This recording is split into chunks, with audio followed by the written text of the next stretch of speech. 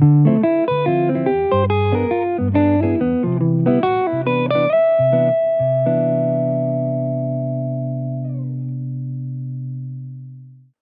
well, today on our lick breakdown, we're going to be taking a look at some really interesting lines by the great jazz guitar player Joe Diorio. It always surprises me how many people don't know who Joe Diorio is. A lot of jazz guitar players do, but he was a really phenomenal and interesting player with some really unique approaches. And these are things that could be applicable not just to guitar players, but to anybody. And what we're going to be looking at in particular today are some of his wide interval approaches to a big, more open and modern type of sound. And so these come from a book called Intervallic Designs for Jazz Guitar. I will link to that below so you can check that out if you'd like to and order that book. But it's a really phenomenal resource. And I pulled two different lines from two different areas of the book. And then I actually wrote a line of my own based on the same concepts that we see in the lines from the book. That's always an approach I would suggest when you're looking at a transcription or a solo by somebody, is as fast as you can, try to take those concepts, come up with some of your own ideas using those concepts, and then you'll get a little more mileage out of what you're looking at and really be able to digest how it's all working. Okay, so let's dive right in. We're gonna go measure by measure and take a look at these wide interval licks, and there's some string skipping in here as well for you guitar players that can be a little bit challenging, so take it slow at first, and it'll come together as you go.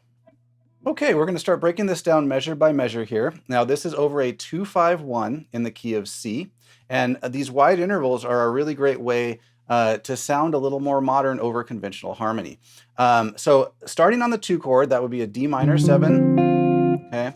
We're going to start out with an interval of a 5th. So we're just on the root going up to the 5th of the chord. So just very simple. But this is where we get into a bit of a more interesting situation, especially for guitar players where we're going to be skipping strings. We've got this wider interval leap. We're going to be going up to, from there, another 5th, okay? And we've got the 9 and the 6, okay? Or the 13. So that's going to sound like this. Okay? From there, it drops down to the 3rd of the chord and then the 7th of the chord. So we get root, 5th, 9, 13, 3, 7. So we're definitely outlining the chord, but we also get some nice color tones in there. Then from there, we've got the 5th again and the 7th again. Okay, so there's a lot of things in these Diorio lines that are in 5ths and 4ths. Okay, so you're going to see a lot of that happening throughout here. So that whole line over this measure sounds like this. Okay, let's take a look now at what's happening on the 5 chord. Now here we get a little bit more of an altered sound going on. Using the diminished or symmetrical dominant scale, depending on how you want to look at it. If that's something that's new for you, there's a lot of resources out there to help you understand that. We're not going to get into the theory so much behind that now, but know that that's where these lines are coming from, and that we will look at, as we go through this, how those notes that he's playing from the diminished scale or the symmetrical dominant, depending on how you're looking at it, relate to the chord. Okay, so over the G7 chord, we're going to have a very definite flat 9 kind of sound happening here. That's our first note of the line. Is he starts on an A flat, which is going to be the flat 9, goes up to the sharp 9, then down to the 7th, and down to the 3rd. Okay, so we've got 2 notes that are going to be a little more outside sounding or a little more altered, and then right inside the chord. Okay, from there, what we get is the 5th, okay, and a very similar shape happening. Then we get the 13, 3, and 7. So that all together is going to sound like this.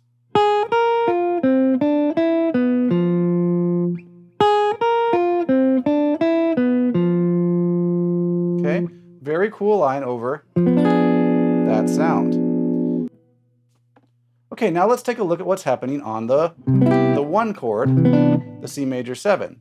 we're going to be starting out with a fifth again. Now, this is the line that I came up with based on these other lines. So it's got a very similar feel to what's going on, but it's something that I came up with to come up with my own idea utilizing these concepts. So I'm going to be starting on an E, okay, and we're going to start with a fifth, just like Joe started his line with over the 2 chord there. So we're going to be starting there, and we've got 3, that's the E, and 7, okay? So right inside the chord, but then we're going to do another string skip just like we saw on that first line to an F sharp. Now the F sharp is going to be the sharp 11. So we're getting more of a Lydian sound here, okay? And then from there, I really have been playing with using more open strings in my lines. So I'm actually going to be going to a just open E right there. So I'm getting 3, 7, sharp 11, 3 again, okay? And that's going to sound like this, okay? And then from there, that's giving me time to make the leap up here to the B on the 7th fret on my first string. That's going to be the 7th of the chord again. Then I'm going to play the 9th, which is the D, and then I'm going to slide that up to an E, and that's going to give me the 3rd. So here's that whole line. I get, okay, I pulled off that time. You could pick the open note as well. There's lots of different ways you could deal with how you phrase things and your different inflections on things with this. But that gives us the whole line there. So all of that broken down so you can see what's going on. So now let's hear the line one more time in context.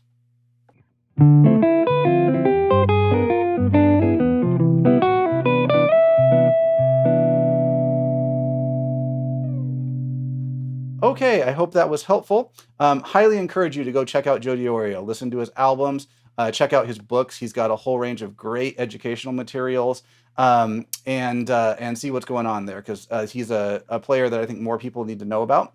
And please click below, subscribe, like the video. The plan is to have one of these per week with a short, concise explanation of an idea that you can then take and run with and build your own ideas from the concepts that we talk about. So thanks so much. Have a great day.